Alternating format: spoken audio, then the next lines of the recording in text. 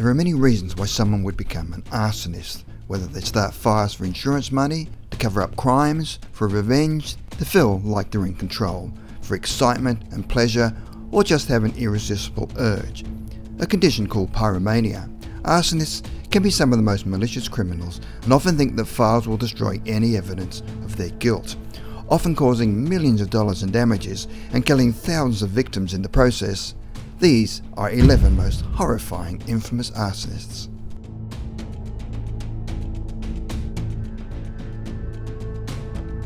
Number 11. Julio Gonzalez. A decade after moving to New York City, Julio lost his job and was dumped by his girlfriend.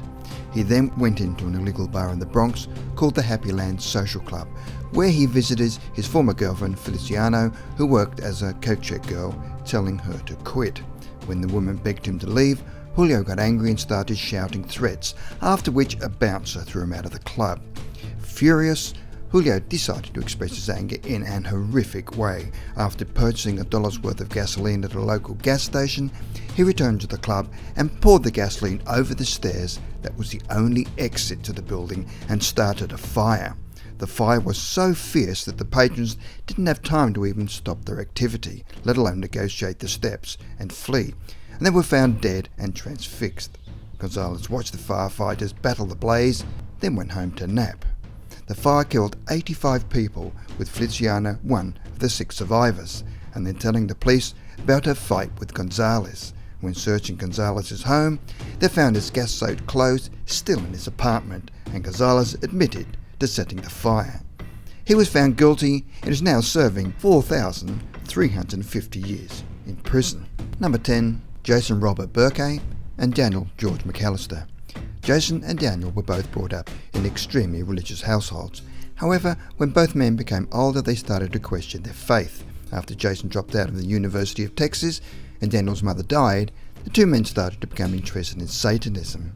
In the months of January and February 2010, the two men burned 10 churches in East Texas. The men would leave an upside-down cross at the burnt-out church, which symbolized Satanism. Eventually, Jason and Daniel were arrested and charged with connection to the fires due to DNA evidence. Based on this and other overwhelming evidence, the two men pleaded guilty in 2011 and were sentenced to life in prison. The following month, Jason blamed his psychotic behaviour on the drug Chantix, which he had been using to aid his quitting smoking. He also stated that God had forgiven him. Number 9. Raymond Lee Oyler. Oyler was a 36-year-old mechanic who trained to become a firefighter volunteer but quit after 3 months. However, he retained his fascination with fire and started lighting small fires, which soon became boring for him. He then started to become obsessed with the idea of setting a mountain on fire by attaching multiple Marlboro cigarettes to a pack of matches, which he placed in bushes and lit. After bragging to his girlfriend about this plan, she threatened to leave him, which made him stop for 6 months, before giving in to obsession once again. In October 2006, Oyler placed his incendiary device in a gully near Esperanza Avenue in Cabazon. However, this turned into an enormous blaze when the Santa Ana winds fed the fire, causing it to spread at speeds of up to 40 miles per hour, with flames leaping more than 100 feet into the air. Oyler was caught after a truck driver witnessed him watching the fire, stating, "The fire is happening just the way I thought it would." The fire caused 24 deaths, including 5 firefighters as they tried to save a house from the blaze. After being tried and found guilty, Oyler was sentenced to death by a judge. Number 8. David, son of Sam Berkowitz. Growing up, Berkowitz was bullied by other kids, leading him to feel like an outcast in society. He began to torture small animals and then moved on to starting fires. Detailing in his diaries, he started to light fires across New York. This gave him a feeling of control, as he felt like everyone was out to get him. Besides lighting fires, Berkowitz was also known to be a serial killer. However, it was his fire-starting habits that got him caught. A few days prior to his arrest, he started a fire outside his neighbour's door.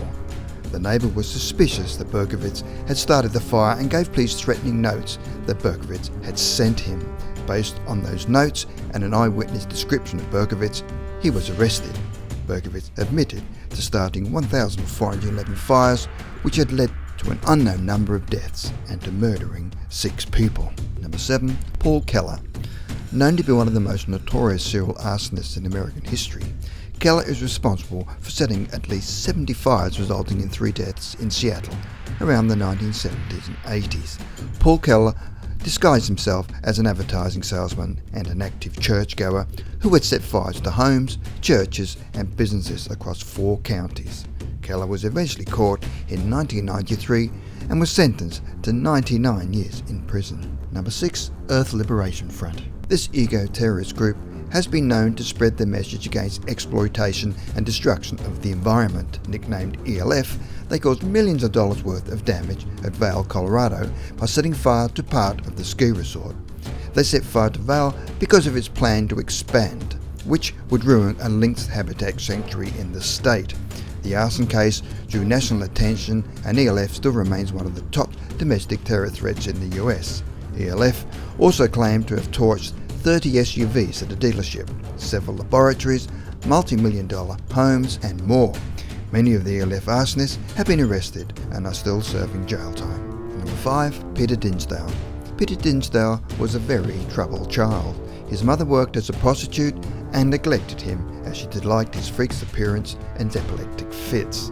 Children and adults would also make fun of calling him Daft Peter. Starting at just 9 years old, Dinsdale would roam his poor neighbourhood, burning down random houses, a lumber yard and a shopping district. When he was 12 years old, he went to the house of a classmate, disabled 6-year-old Richard Ellerington, in Hull, England.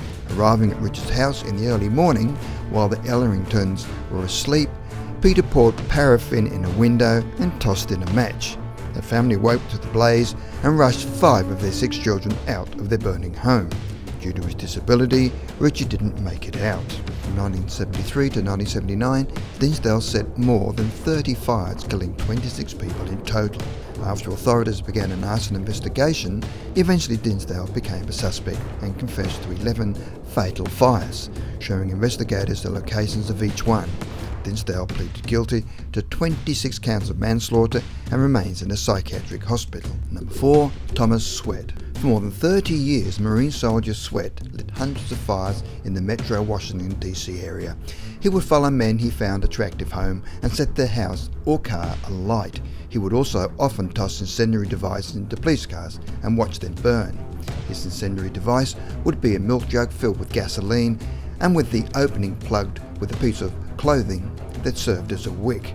The wick burned plastic for more than 20 minutes, and after the fire consumed the container, gas fumes escaped and caught fire.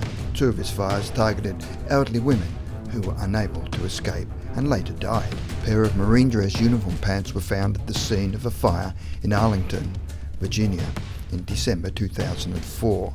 Investigators managed to retrieve DNA from the pants, which matched DNA from a strand of hair from 3 incendiary devices found at 3 separate fires.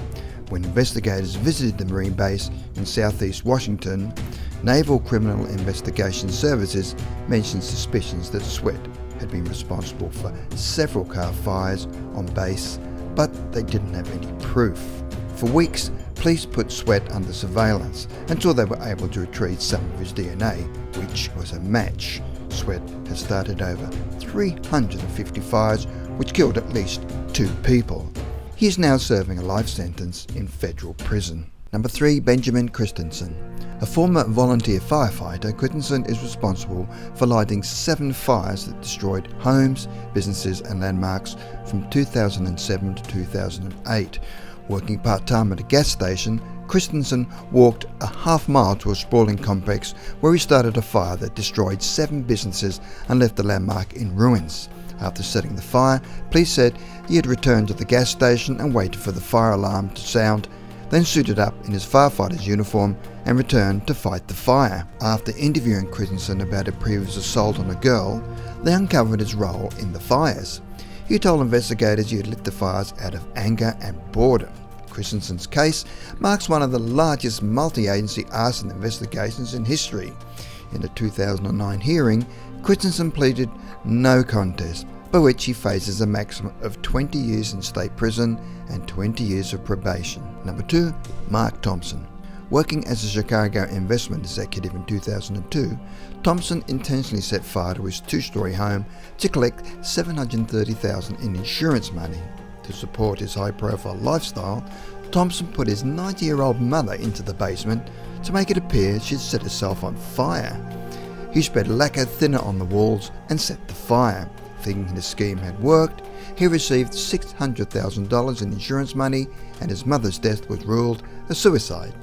However, investigators decided to take a closer look at Thompson's financial records and saw that he was in extreme debt. After recovering a number of suspicious money transactions and identity covers, Thompson declared bankruptcy. Thompson was tried in federal court, where he was found guilty and sentenced to 190 years in federal prison. Number 1. John Pillow Orr. John Orr dreamed of becoming a Los Angeles police officer. However, after not being accepted into the force, decided to join the Glendale Fire Department instead and became an arson investigator. His co-workers always thought Orr's behaviour was strange. He would always be the first firefighter on the scene, always knew where the hydrants were in the buildings, and always found the cause of the fire. An incendiary device was found during all of the blazes, which featured a cigarette attached to a book of matches wrapped in paper with cotton and bedding secured with a rubber band. During two separate arson investigators' conferences in 1987 and 1989, a multiple number of fires broke out. Investigators at one of the fires found a single fingerprint on one of the incendiary devices. 10 people were found to have attended both conferences, and the fingerprint was compared to those of all participants. It was found that the fingerprint only matched one man, John Orr. Orr was arrested in November 1991 when police found cigarettes, rubber bands and binoculars in the home. Despite Orr claiming he did not start the fires, investigators found a manuscript called Point of Origin about a fireman who was an arsonist, and this became damning evidence against John Orr. Orr later admitted to starting about 2,000 fires which killed 4 people and caused millions of dollars in property damage. Orr is serving life plus 20 years for arson and murder.